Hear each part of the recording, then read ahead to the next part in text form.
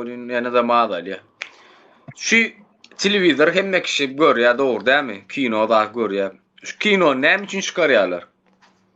İbanetine düşünüp gördüňizmi?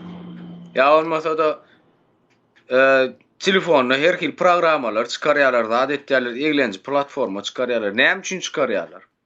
Bir düşünüp gördülermi şonu? Düşünüp gördüňizmi? Yo, düşünmedik. Ben düşünmedim ya. İşte kino olsa görýän. O kadar kellem Kino işlese İstanbul'da näme işim var. Kino hayattan alınıyor değil mi? Bu geçmişten Hayattan geldi. alınýar da Ferhat, hayattan alınýar da dänim mar adam günsüni bölmek üçin edilýär, bilýärmi? Biriniň işine päsgel bolmasyn. O diktatorun işine ya olmasa yine birinin işine päsgel bolmasyn diýip kinolar çykarylýar. Medialar näme üçin yaratylýar? Medialar biriniň programmasyny, nemesini bilmek üçin edilýär bu zatlar. İki taraplyň adamlary oynamak üçin edilýär bu zatlar. Aslında Ferhat'da. Ni TikTok'ta şeýle zatlara gawat gelýänler, görýän, seretýän, oturýan bolin. Seretýän, oturýan bolin. Türkmenler arasynda ödem ýaman kän bolýar şu wakalar. Bir tarap o prezidenti gollansyran bolup diýjegine diýip nemetýär.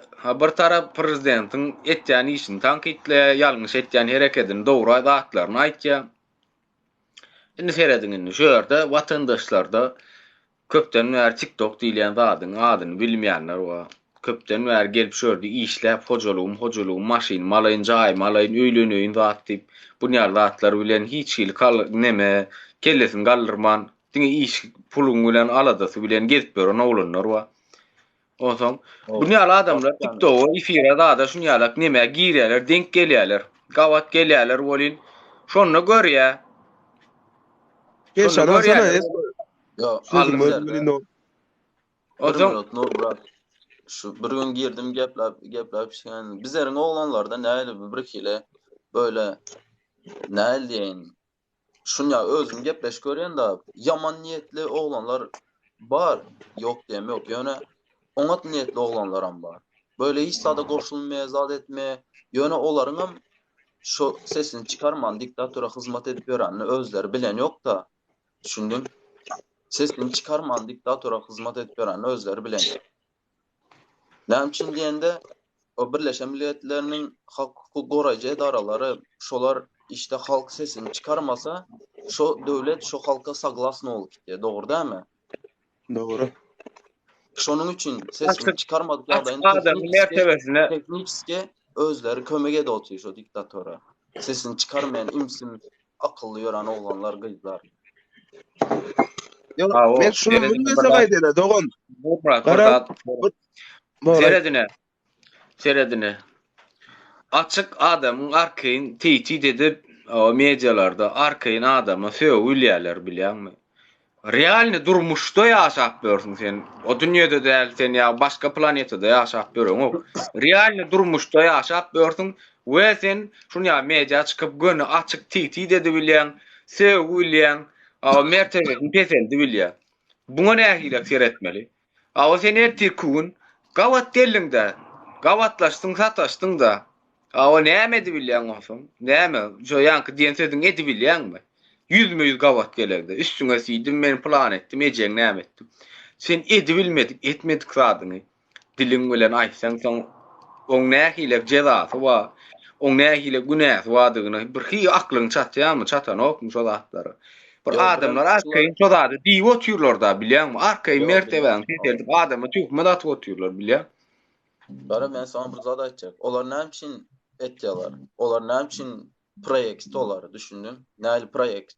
Adamlaryň şu neme hökümetiň aýyplaryny atjan, hökümetiň nemelerini götüne atjan adamlaryň ne ünsünü başka yana sonma. Bu bir proýekt düşündüm. Proýekt olara o propaganda olara hiç üns vermeli. Düşündüm diňe ýoluň bilen gitmeli. Tamam gelip bilýärler 5-6 kişi olup diňe namartlap arkandan urmany bilýärler. başka zat bilme. Karşımıza çıksa Devran, birebir bir karşımıza taraftan çıksa hiç doğram kimden edotir bilmiyorum. vatandaşlar. Men şunyal düşünýär. Bugün Ara, çedin sana gayra yok dedin nemes. Nurmurat Nurmurat. direl senen bir Bu- açtana. men unda Çıktı ele orada kanalından geleyim nemes, doğan. Bu Böyle. ele kanalından geleyim men. Hazır seret Bir- olar halkın şeyin şu hükümetin ayıbını atacağın adamların ünüsünü başka yana sormak. Projekt düşündüm. Tamam bunların nemesi var mı? Zarar var mı? Var tabii ki. 5-6 kişi olup bir kişini böyle namartlap urmanı bilyalar ya bırzad etmeni bilyalar. Da doğrusu. Yöne birebir karşıya çıkıp dünyal erkekçe mer Türkmenin oğlu olup karşımıza çıkılmayacağını birebir hemmemizden bilip duruz. Onun için bunlar projekt, bunlara hiç üns vermelde etken Yani zaten halkın nemesini hakikat oynayalar da. adalet. Men şunyalı adam da men hökümetin hem etken ona dişlerine ait bilen, aktivistlerin hem etken ona dişlerine ait bilen. Yaman işlerine ait bilen. Men şunyalı adaletli adam ben. Hiç açayım ya hükümet tankitlap üstüne gidip onyalı tankitlap var mı köp nemesi ayı köp. Ya aktivistlerin ayıbı yok mu? Aktivistlerin ama ayıbı var. Olar ama ait bilen. Ben şunyalı adam ben. Hem yerden ama aitken süre. Onun için o propaganda yönet verenlere Ben bir soru vereceğim şu kayda ama söz verseniz. Direl senen bir açıp çıkışı da var abi. Devran Nemet can, ben şu an neme doğutine aşağıda. Devran can, sen Türkmenistan hükümetinin halk için eden bu işini aydıp verir misin? Yok halk için eden o işlere o emmesem o belli zatlar. Önke nameler, narkotikleri falan yatırdılar, zatlar yatırdı. Ama bu halk için etmen oturan işler hem köp. O Yok, Devran. Doğru aýtdyň narkotik. Diňe halk narkotik üçin mi? O işi Yok, bir narkotik. Başka iş yok mu? yo işi Oldum bir narkotik ayıran Yok. üçin Serdar Başka Gurbanoglu Berdimuhamedov arşa kaldırmalı. Bir narkotik üçin. yo Ol hökümetin borcu değil mi? Halkyny goramak üçin Onu- narkotiga ayırmana borçla ol. Tamam borçlu. Ama şonu ayırt bilmän ýören döwletler hem bar. Men şonu aýtjak bolarçym. Ayırdım mı şonu? Yok, Ayrası gelen o. Ayrası Ne? gelen o. Nurmurat, Ayrası ayrılıyor. Bir minut. Nurmurat, bunlar- ben bunlar dolan nerede men oturuyorsun? fikra şey. Bir munçuk men Devran O kral şotin şu var. Devran dedi ki Gurbanoglu Berdimuhamedov halkın içindeki narkotik seriştelerini ayırdı dedi. Doğru. Eyvallah. Tamam, Emma bu bir minut. Yani neşe seriştesini halkın içinde düğüp götür yayradan kim?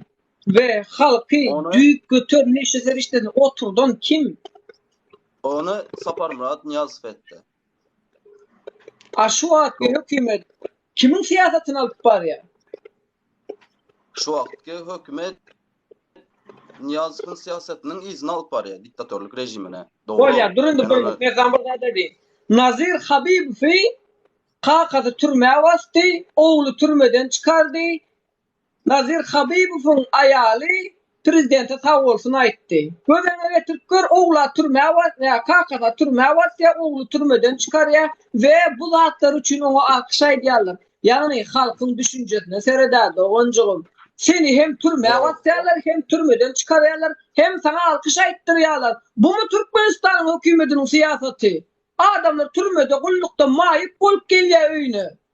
Adamların yüreğinde vatan sevgisi yok. Adamların yüreğinde halka olan duygusu, hormatı, sıylığı yok. Bu mu Türkmenistan hükümetinin siyaseti? Inni seret direl. Şunyalak burada atladı. Devranam kavirenin bellak geçti da. Narkotik seriştelerin ayırdı diye. Doğru. Ayırdı. Yöne ne edip ayırdı? Men ona açıklap bereyim. Narkobaronya dünyada en güçlü mafyadır. Ona sen naloğun tölemesen seni yok etkerler. Gummudene gidir ya olur. En güçlü narkobaronya yurdun nemeyen içinde. Escobar ne akil güçlü adam olun. Escobar. En barkıcatı. Escobar ne güçlü adam olun. İnne seyret. Türkmenistanyň prezidenti halkyň agzyndan kesip şoňa nalog töläp otýar. Türkmenistanyň agzyndan kesip nalog töläp otýar. Bul aýyrdyk bolanok barynjylyk bilen. Awa eýwallah, bizim ýaşlarymyz, geljek ýaşlarymyz sportsmen bolup ýetişdi dat diýdi. Näde ýetişip otýarlar köpüsi malady. Ýöne şo ýaşlara ösmäne powut berenok. Näme üçin berenok? Neşe serişlerini ayırdın da onu gow ettin. Näme üçin bizim geljekki ýaşlarymyz, sportsmen oglanlarymyza gollog berenok. Onu suwa barynçylyk. Çünkü İkincilik bilen yana bir zat aýdyp geçeýin. Niýazow bu zatlaryň proýektini çyzan adam. Niýazow şu yetimler öýüni narkodel zady gurjak bolup ýören adam. Ýazan proýektini ýazan. Neşe serişdesini Türkmenistanyň içinden geçirip Özbekistana, İran'a, Gazakistana, Kırgızstana, o taýlar Türkmenistanyň içinden paýlan adam. O taýdan öz prosentini alan adam. Halk üçin toplan puly neşe serişdeleň üstünden. Halk dogry narkomançylyk bolly, owurçylyk bolly. Ýöne wagty gelenini aýyrman planyna gidip ýören adam. O geldi taýin proýektiň başyna geldi de dänim. Taýin proýektdaky zatlary etdi. Bul Niýazowyň sistemasy. Seredinni Aşgabatda beýik saparma Türkmenwasy diýip ýazyljak ekeni. Aşgabatyň üstünden şeýle samolyotly geçeňde haýys tarapyndan seredinde binalar, şu binalaryň ýokartyndan okanda beýik saparma Türkmenwasy diýip ýazyljak ekeni. Bu proýekti gelli Gurbanuly Berdimuhamedov 2020-nji ýyla çenäk sal edilmeli proýektleri nemetdi. O Niýazowyň ýazyp zady. O bu üýtgetdi. 2020-nji ýyla ýetmedi, 2017-nji ýylda kutardy. Amin Allahu ekber boldy. Türkmenistana salınmaly binalar, edilmeli işler. Inni seredin ünsüýer görüň. 2017-nji ýyldan bäri Türkmenistana firma diýilen zat Polmex ýa bolmasa alaly Hyundai ýa ýene başga daşary ýurtlardan gelen firmalar işleýän şu wagt Türkmenistan. İşlese hayal işleýändir, badyr birdir ikidir. Biz ýöne habar gelýär o taýda bir firma işleýär, bu taýda bir firma. Hayal işleýän. Bu Niýazowyň ýazgiden sistemasy. Bu näme etdi? 2020-nji ýyla çenli gaz tok diýilen zat proýektde ýazylan öňkü nämen kitabyna ýazylypdyr. Mut bolmaly zat, mut bolmaly. Bu näme etdi? 2015-nji ýylda, 2014-nji ýylda eýam uçoçuk goýup başlady. Uçoçuklar nähir uçoçuklar? Ikinji el uçoçuklar. Ikinji sort nemeler gelip başlady. Ulandan uçoçuklar gelip dakyp başladylar. Inni gaz, tok, mut diýdiler, dogrymy? Uçoçuk üçin 900 000 manat alýardylar. 300 000 manat nastroýka üçin 1 milyon 100 alýardylar. Köne pullar. Inni men başymyzdan geçen zat, men gözüm bilen gören zatym, liýişni şaýat bolan zatym. Bir sany kurt goňşuýma. Bulaytda Türkiýede işläp Türkiýanyň daşary ýurtlar görüp gelen adam bilýär. Kanuny öňkü Niýazow diýdi, bulam geçdi de dänim ödem diýdi. 2020-nji ýyla çenä gaz tokdan suw al, nemeden suwdan pul al ňan dälir diýip aýtdy diýdi. Näme üçin siz menden 1 milyon 100 pul sorýaňyz diýdi. Men berjek geldi. Bermeli diýip diýdi, nemesi barmy diýdi. Ýazylan karar, bam kararyny getiriň diýdi. Men berjek diýdi. Sen berjek gelme diýdi. Ýok diýdi, berjek geldi. Bir hepdeden soň näme etdiler? Kembaň işgäri, polisiýaň işgäri, şo köçäň uçaskowy, gazedaran işgäri, towedaran işgäri geldiler de dänim öýüne geldiler. Berjek gelme, sen berjekmi diýdiler. Ben adam gördü milisiýalar zatlar, men başym belada diýdi. Çykardyp berdi. Näme diýär şo taýda gazedaran işgäri? Han sen berjek geldiňmi diýär. Han sen berjek geldiňmi diýär pully. Näme diýär bular güýçlü depressiýa ulanýarlar adamlary. Gnaçyçystywa, gnaçyt etýärler, gorkuzýarlar bular. Sen azatlyk metbuadyň ýok Türkmenistanyň. Sen arşykaýatyň ýok, sen aýdy bilen aýtsaň da sen işiňe seredilen ok, işiňe seredilen ok. Ýok korik ýazdyk diýerler, ne bar ýa, ne Bolan suçular görýänne, ay men Aşgabatda ýazjak näme etjek diýerler, näme bir arasynda waka bolýar, bolýan bar ya men ýokoryk ýazjak diýär. Awa ýaz diýär ýokoryk bar diýär. Ýaz bolýan ýokoryk ýazýan haty welaýatynyň çykan ok, şo dolanykdy. Çağırýarlar, ay beýtme, çağırýarlar, beýtme. Ýene bir zatda depressiýa nemesi bar Türkmenistanda. Mysal üçin Döwran imam sen meňle dawalaşýan, dogrymy? Men hakly. Ýa-da sen hakly diýeli. Sen hakly. Sen hakly. Menem haksyz. Sen gitdin, meni arz etdin. Sen hakly bolup meni arz etdin. Men arz etdin, sen ýagdaýyň gowy. Sen ýagdaýyň gowy, durmuşyň gowy 5 manat puluň we maşynyň jaýyny hemme dadyň. Men haksyz adam. Ýöne men garyb oglan, garyb adam. Senem pully adam, sen hakly. Hakly bolup gitjäňde dänim näme arz etjäň, arz etmeliýärmi? Polisiýa, prokuraturamy arz etjäň bolýan. Çağırýarlar meni, men gorkuzýarlar. Men gorkuzýarlar da dänim sen çağırýarlar da seni David etýärler. Sen David etýärler, 5 manat puluň alýarlar. Seni gorkuzýarlar. Ýene bir zadyň sypyrýarlar, gaýdyp sesiň çykmasyn diýerler. Çözdük diýerler bu işi. Seni ýalan dolan bilen köşüşdirýärler, işini ýapýarlar. Döwlet işgärleri şeýde pul gazanýarlar. Bu zatlaryň %100 dogrudygyny biz aýtýas. Gelip de ýene ýurdumyz gülýär alýarlar. Ýurdumyz sistemamiz gülýär işleýärler diýe. Nähili sistema gülýär işle? Sistema gülýär işleýän ýagdaýyna. Mysal üçin adalet kanun bar. Her bir zat adaletli kanuny çözülmeli. Mysal üçin men haksyz, sen haklyýan ýerde aýdyl. Sen hakly bolup gitdiňde de men arz etdim. Men elim bilen eden işimi eginim bilen jogap bermeli. Dogry dämi? Yok, bu ýarlar yok. Şo zatlar ba bolsa egerde, şo ýarlar bolan bolsa, bolýan. Dur sultan. Gomdur satdan hoş geldin. Egerde şo ýarlar ýagdaý ba bolsa, egerde şo ýarlar neme bolsa, şonu düzetmäne çalyşdylar. Biz bu ýarlar tankitlamardyk. Biz gaýtyp ýurdumuzy öwüp arşa galdyrardyk. Arşa galdyrar ýagdaý galmady. Men ýurdum söýmeýändigini öýtdim. Janym berjek, tenim berjek. Şoňa indi mümkinçilik beren ýoklar da biz ýurdumuzy öwüp arşa galdyrmana mümkinçilik beren ýoklar. Nirinden tutsaň elinde galdy. Şoňa bir ýurda getirdiler da Türkmenistanyň ýurdun ýagdaýyna. Özümizde buğday, paxta önümleri özümizde öndürilýär. Şo paxta önümleri Orta Aziýanyň ikinji döwleti bizler paxta öndürmede Özbekistandan sonra. Şöyle näçe tekstil açsa Türkiye bilen näme şertnama baglanşyp tekstilleri Türkmenistanda açsa näçe min sana adamy iş bolýar, iş orunlary yaradyp bilinýär, işsiz galmaýan adamlar. Çünkü bu döwlete hökmede akıllı adamlar gerekler. Olara aýdan netýän o erki özünde bolmadyk adamlar gerek. Bizleriň az şu wagt erkimiz özümizde. Bizlere bir zat diýen wagtda olaryň kemçiligini ýüzüne aýdyp biles. Ýöne bu korrupsiýa diýilen zada geçelim. Korrupsiýa diýilen zada geçelim. Kimden ähile düşünje ba bolsa aýtsyň, men soňuna aýdyp berjek. Kerim senden başlaýlyk. Kerim.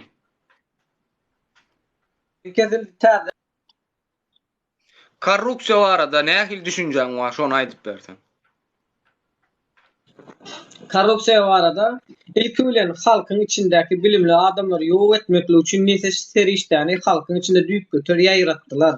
Ýagny bu edilen iş bilimli adamlary ýok etmek üçin, halka kömek edip bilecek, bilimli düşünjeli, çyzyp projeler çyzyp bilecek adamlary ýok etmek üçin näse seri işlerini düýüp götür ýaýratdylar.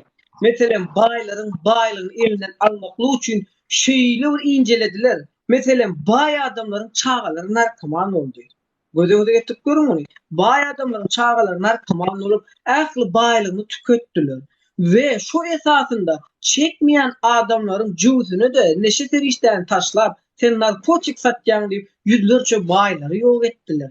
Neşe terişdesiň üstünden bilimlileri, avukatlary, juristleri, mugallimleri, doktorlary we şuna meňzeş adamlary, yani Türkmen halkyny dik aýakda saklap biljek bilimli adamlary ýok etdiler. Bilýäňizmi şu zatlar? Yani neşe feriştesiniň üstü bilen. Soňa waka derman satýançylar ýok edip başladylar. Häzirki wagtda signetik gör her bir hoçalykdan bir adam türmede oturup gelen ve bu adamlar türmede düzgün tertip almady, maýyp bolup geldiler.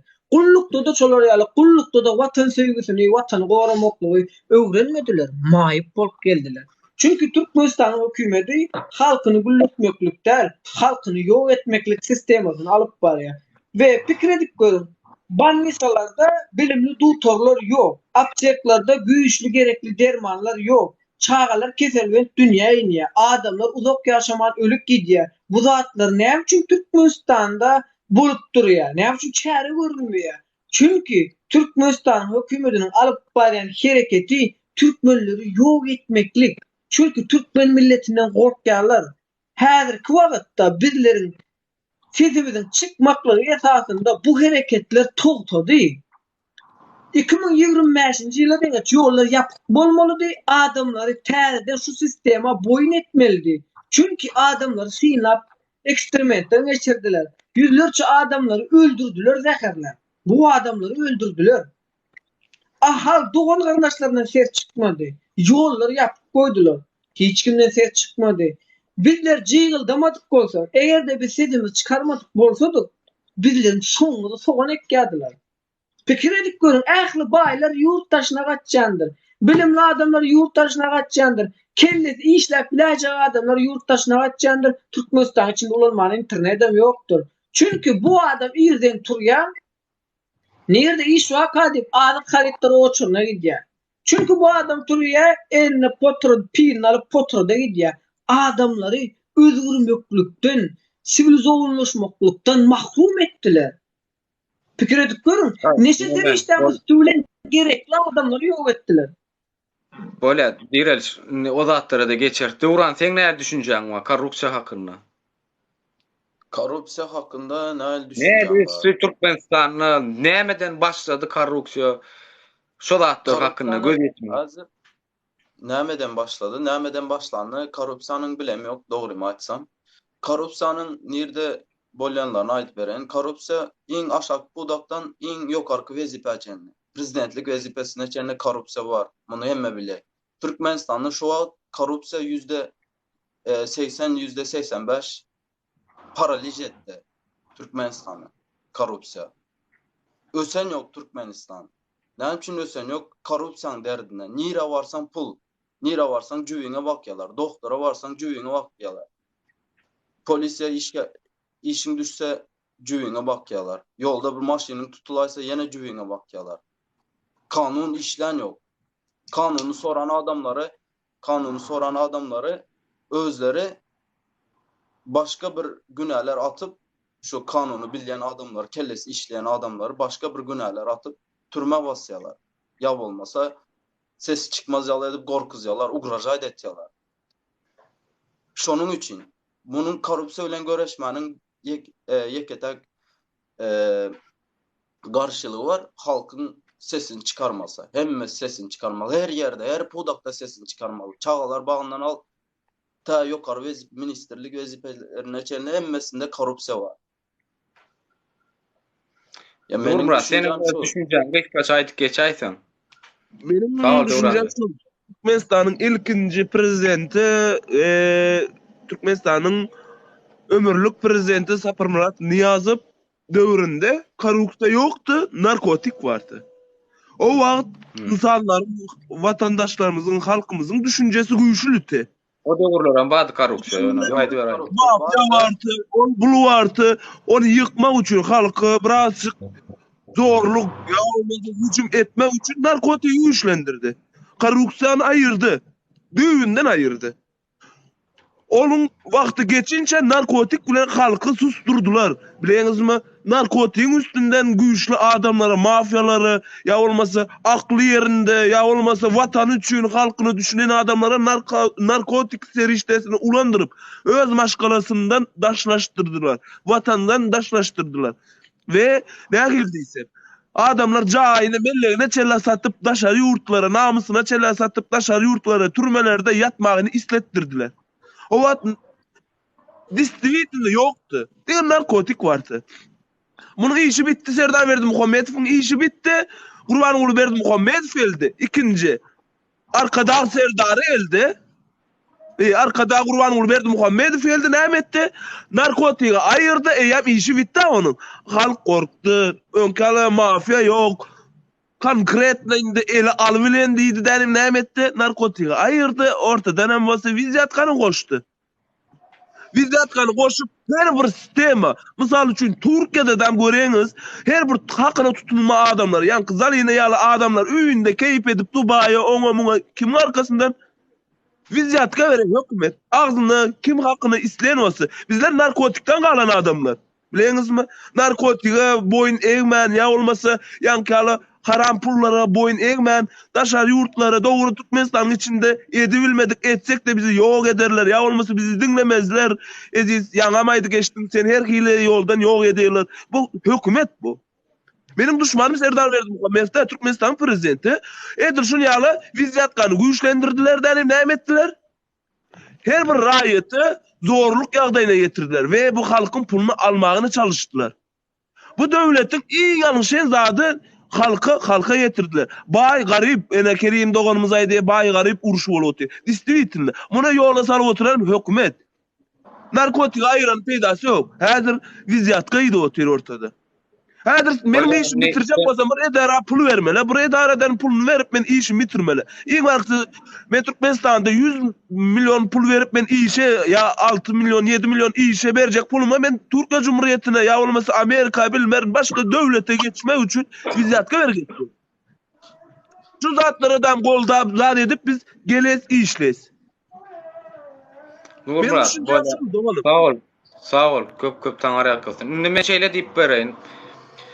Niýaz döwründe zyatka bady, nemede neşe serişdesem bady. Indi bir daha da aýtjak bolýan. Niýazow neşe serişde näme üçin köpörtdi? Näme üçin köpörtdi? Çünki eden etsin, etmedik etmesin diýip köpörtdi. Bol elini et koydu hemme zady. Onson korrupsiýa diýilýän zady. Her bir adam häkim boljak wagtlary, ben hatda ağamam, häkim boljak wagty $5.000 pul soradylar, $5.000 pul soradylar. Häkim bolýan 6 aýdan ýok bolýan, $5.000. Zyatka bady, zyatka ýok däl, niýaz döwründe. Indi bir daha da aýtjak. Zyatka näme köpörli, seret. Türkmenistanyň bilim uly mektepler, institutlar, universitetler gymmatlady. Näçinji ýylda gymmatlady? 2009-njy ýylda gymmatlady, ýadyňyza düşýän bolsa. Ýurid, medeniyet, pedinstitut, institutlar gymmatlady. Onsoň adamlar oglaryny çağalaryny okuwa salanlaryna zyatka tabii ki galmasynyň manisini düşünürjek bolýan. Çağalaryny okuwa salanlaryny maşinalaryny satanlar, öýüni satanlar, malyny satanlar, gyzylyny satanlar kän boldy. Adamlar çağalaryny okuwa sallylar. Okuwa sallylar, yetişdi okuwçy çağalar, diplom aldylar. Ýöne diplom näle aldylar? Çapak çalyp, çäreğe gatnap diplomuny aldylar. Ne sapak okudylar, ne bilim aldylar, ne terbiýe aldylar olar. Geldiler, ýene de zyatka berip $5.000 berip işe girdiler. Zyatkany özleri berdi de denim, özleri täzeden şo pulun öwüdün dolmak üçin korrupsiýa diýilen zat şonun gaýnaklanyp başlady. Mysal üçin indi bir sanak adamyň eli ağrýar. Banitsa barsa şu elini ağrısyny aýyrtmak üçin näme etmeli? Doktora 5 manat pulunu bermeli. Dogrymy? 5 manat pulunu nähilek tölemeli? Kiftansaň ba, apjaga tölegiň ba diýip alýarlar. Bir ikinjilik bilen tähel mähel edip goýberýärler, ýene geler ýaly. Indikide gelýär bolyn, sen plança manat ber, men eliňe daş edip oňorp berýän. Onsoň korrupsiýana başlaýaşydy. Indi ýene bir zat.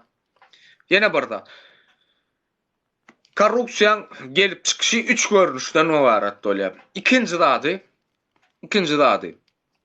Haçanna bir çağa Türkmenistanyň daşary ýurta gidip okuýa. Şo çağa bir zat edip gününü geçirmeli, dogry dämi? 5 tyrny ýol işlän o. Kartyna pul ýatsa da hepde de limit var $25 pul çekip hepde de. Bir aýda da $100 bolýar, dogry dämi? Şonuň üçin diriliş. Men şunu şeýtýän dogonjum gaty görme ýöreýän. Onsoň seret. Şo taýda çağı gününü geçirmek üçin, gününü görmek üçin nämetde okudan proglaşeýny uratjak käbirine. Maňa $100 berseň men sana proglaşeýny uratjam. Ol eýem, olam bir korrupsiýa girýär. Buň sebäpkär kim? Buň günäkär kim? Bu taýda ýokarda oturan sistema muňa günäkär. Näme üçin günäkär? Näme üçin günäkär? Çünki şo çağa wagtyna Western'sına pul yatıp dursa, Western'sına wagtyna pul berilip dursa, şoň hiç hilek ýagdaýda problemisi bolmaýar we korrupsiýa diýilen zat bolmaýar. Ondan soň bular ne ýanky daşary ýurtlarda okak gelenler berjek direk moderator. Daşary ýurtda okak gelenler okuwa girejek diplomyny patwirdat etmek üçin näme etýärler? Ýene de 5 manat berýärler. Dogry dämi? Diplomyny patwirdat etdirýärler de däni. İşe girýärler. İşe girmek için. O zaman işe girmeli. İşe girmeli sırası gelýär oçury. İşe girmeli sırası gelýär onunla da ol. Yine de korrupsiýa berýär, para berýär. Garşylygyna da näme etýär? İş alýar. İşe girýär, işde näme edip başlaýar? Yine de ziyatka galyp başlaýar. Yine de. Bu sistema gitdi şey dogam etse, bu şey dip dogam etse. Ana 7 ýaşdan 70 ýaşyň bar korrupsioner bolýar. Şonuň üçin sistema başdak oturan sistema okuwlar öz güýjüne giri bilýän köpetse el ýeterli amatly bahadan etse daşary ýurtdan okak gelenleri diplomlaryny patwirdat etse aýlyk gowy berse Türkmen halky on ýaly iş etmez. Türkmen adam Misir'e gelse näme der eýesin, näme der diýe eşek semrede eýesin deperdi. Ýok. Zalin akşam hoş geldin. Goğuman ötme adaylanan. Yok. On ýaly zat yok. On ýaly zat yok. Seredinine daşary ýurtdan gelen firmalar başta 2000-njy ýylla Türkmenistana Türkiýanyň nemeleri Arabistanyňky nemeler firmalar gelip urapdyr. Şonno 2000-njy ýylla Marda aeroport vardy, bilýän bolsaň şu adam Mar bir diýilýär. Mar bir diýilýän aeroport. Şu aeroport sallylar, aeroportyň asfaltdadylar, betonladylar. Şonu araplar gelenne diýe. Araplar, induslar gelipdir şonu. Hemen Türkler ama. Şonu gelenlerine diýe Türkmenistanyň diýe işga demesine, raýatdaşlaryna diýe $3.000, $1.500 başlap $3.000 aýlyk pırlaga desek işler mi kälerdik gelipmişler. Gelýär boli Niýazow diýe näme diýemşin? Niýazow näme diýemşin? Men halkyma $300'dan kän pul bermäň diýipdir. $300'dan kän pul bermäň diýip. Seret bu eýam gnaçyjystyk. Bu eýam näme? Halkyn syýlamaýanlary. Bulan soň oň ýol nöreden. Bulan Berdim Homedowyň tokumy. O Niýazowyň nemesini nöreden. Niýazow azakän edem nemetjädi, halk üçin olgaýady, çabalaýady bolin. 6 aýlap aýlygyny alyp bilmän geden adamlar bardy. 6 aýlap aýlygyny alyp bilmän geden adamlar bardy. Ýöne şu wagt ona mal bilmeýän gezip görenler bar. Şuňky günne pul kartyna pulu bada vilayetlarda. Pul bada ýöne aýlygyny çekip bilen oklar. Aşgabatda bada pul. Taksistlere berip goýarýarlar kartyny Aşgabatdan çekdirip getirýärler, taksiste de pul berýärler. Bulamaýan bir korrupsiýaň bir görnüşi. Bana şurada gelen Bayramowa ýazdy. Prezidentlere dil ýetirmäňler, bir gün bararsynızlar diye. Barjak takita näme üçin ýetirmäli? Biz näme erwet zat etýäsmi? Dogry da aýtýar. Biz zada gaýran esko prezident dil ýetirmäli diýse biz peýgamberimizi Allahu ağzymyza alanymyzda o da günah ondy. Türkmenistanyň Allah'ın berdik prezidentini Allah verdi diýse Allah'ın berdik prezidentini ağzımıza almayacak olsak, Serdar Berdimuhamedov ya Berdimuhamedovlar diýmejek olsak, ya olmasa Aziz Mahmedov diýmejek olsam, onda Allah'a ağzımıza almalı, Peygamberimiz aleyhisselam ağzımıza almalı. O da günah ya. Doğru değil mi? Günah ol. Bizler için günah. Yok. Bir minut. Nurmurat. Bak. Ceren ben sana bir zat aydayım. Bu prezident diyenin halka hizmet etmek için gelen adam bu. Gelen adam. Tamamıyla hormatı var. Türkmenistan'ın halkını pristavit etti. Türkmenistan halkının yüzü. Doğru değil mi? Yönemunun yanlışlıklarına aydan vaktin ne için bunların yanlışlıklarına aydan vaktiniz sizlerin qaharınızlar gelen bizler ona düşünemiz yok. Çünkü hem adam yanlış biliyor. Prezident olandan hemen. Kim bolandan hemen. Hem adam yanlış biliyor. Seyredin arkadaşlar. Şurada Prezident neme olsam senin hashtag planın koyulan neydi? like'tan hashtag breakers eceğim neme Hadi. dipsin. Onlara gayret edin de dem sögünme. Sögünme. Avrupa'da Normalce neme. bir minut esko. Ben Avrupa'da Türkmenistan'ın prezidentine Dursana, oy Nurmurat. vermedim önceden. Oy versem ben. Nurmurat. Şunu ver. Bir adayda oturuyor Nurmurat. Doğru. Bir adayda. Gedek Platform vaktin bölmeydi ha. Şu Avrupa'da nemeler, siyasiler, emmesi metrolarda şu halk bilen beraber gidip geliyorlar işe. Bile gidip geliyorlar. Şoların neme ütgeşikeri var. Şolar ama neme siyasi şolaram. Çünkü Avrupa'da demokratika ösen. Demokratika demek ne demek? Söz azatlığı demek. Söz azatlığına aydılmayan yerde ne ki bay olsan bay ol, ne ki özün düşüncen aydıp bilmeyen olsan o yurtta yaşanın peydası yokun ki deyip düşünen. Ya düzeler ya da halk düzetmeli bunu. Başka bir daşar yurttan gelip düzet vermeyer. Hakiki Döwran seyredine şeyle diýerler-de käbiri. Dün efirde de gördüm. Amerika haş etsek Amerika gelip diye bize nemet kömek etmez Ya mi? dört dörtlük ülke yok da ama bizenki yani Mene bay olup bu zat- bay devlet bir minut bay devlet olup daşar yurtta işlep Kerim, gören sen millet adam. ama yok ki Barcam men gelýär. Sen Kerim sen alıp yani bay gelýär. Türkmenistan yani bay dünya derecesinde nevite yer astı yer üstü baylıklarımız var olup şu halkın yarısı daşar yurtta işlep göremesi men için yani normal bir zat değil deyip düşünen, özümün düşüncen. Belki sen doğru düşünensin, belki yanlış düşünensin. Senin düşüncene de saygı duyarım. Ne etsin aytsana diyorum senin için. Benim için diyeyim yok, bütün halk için etsin. Şu Türkiye'de çağısından ayrı, çağılarından ayrı işlep gören en atalar için bir zat etsin. İş orunları yaratsın Türkmenistan'da. Bizlerin barıp işlerle, daşar yurtlarda işlep göremeli. Mecbur bizler berdi işlemeli. İş yok çünkü. Ana şu zatları etsin, ne etsin senin için de, bütün halk için etsin, halk bekbit etsin. Bizlerim çıkıp tankitlamalı. Döwran sözün böyleyin de bir sonra verme zat ettim de sana bir sonra verecek. Prezident demek ne mi düşünüyorsun? Bir beyninde prezidentlik şans ne mi?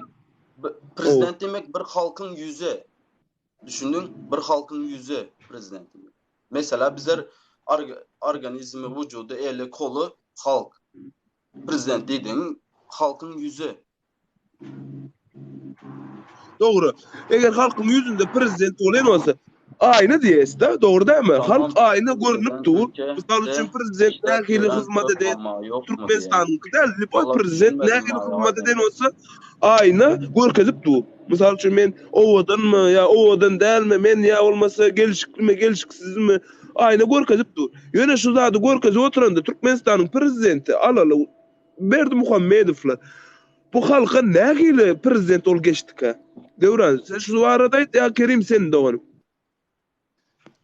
Düşünmedim ben, gepine düşünmedim Nurmurat. Evet, Prezident ben nerede? ruhsat berseniz amen çıkıp gideyim olmasa siz arkan gurulap durun ondan sonra gelin efir. Yok Seyredin, sen yani Pırdadak yani sizlere her birinizin aydan zatınız şoğur tema getire. Yani aylar her hili durlu yollardan yine şoğur tema getire biliyorsunuz onu.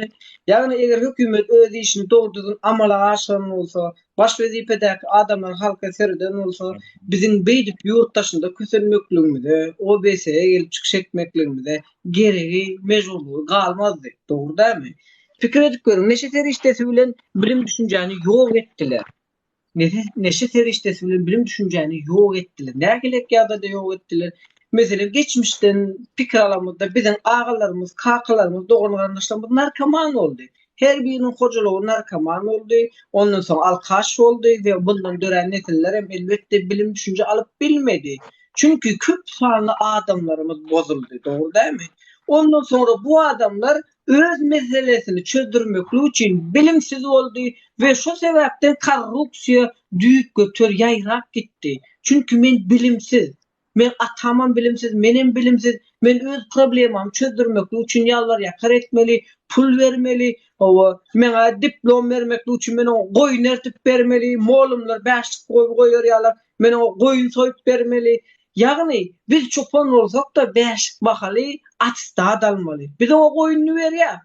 Biz mektebe gelmeyiz, gidip çölde mal vakkez geliyiz, bir sana koyun ver ya, o bize atstat ver ya. Fikir ettik, bizde bilim düşünce kalmadı. Bunu Niyazov yok edip gitti.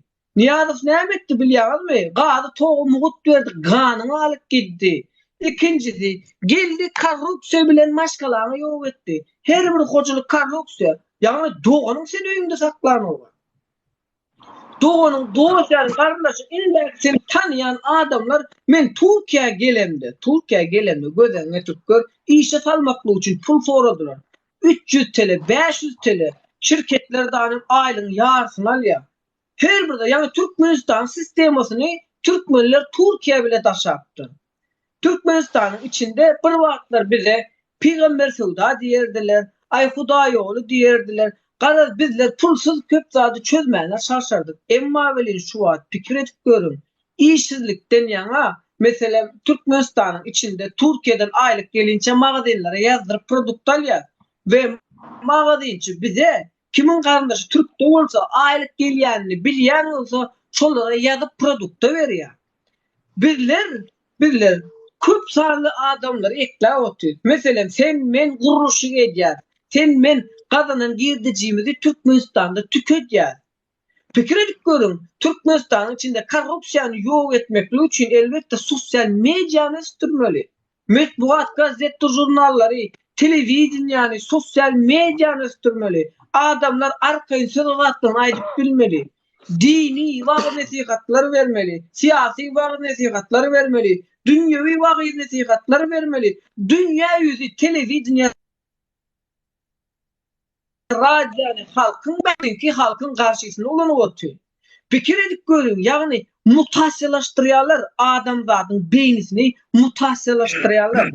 Mesela Maya'nın Liş şu Maya diyen ayalda olmalı hükmani suratta maşkalısında narkoman olup türmede oturup geleni bağdır. Hükmani suratta her bir adamın hocalığında ağzı ağaca degen vardı. Mesela siz fikir edeceğiniz mi? Türkmenistan içinde şu var. Neşe seriştesi taptırmayan duruyacağınız mı? Elbette her Türkmenistan'ın içinde neşe seriştesi taptırıyor. Ve doğamam edecektir ol. Çünkü fikir edip görün. Bu zatı ne ile ettiler? Halkın içinden ayırıp biznesmenlerin içine soktular. Serişte taptırıktı Türkmenistan ettilik, bir kanun adam öldürmeklik, bir kanun türmeye basmaklık ve şuna benzer yüzlerce problemler oluptu. Ne için? Türkmen halkını yok etmeklik için. Türkmen halkını kökünden yok etmeklik için.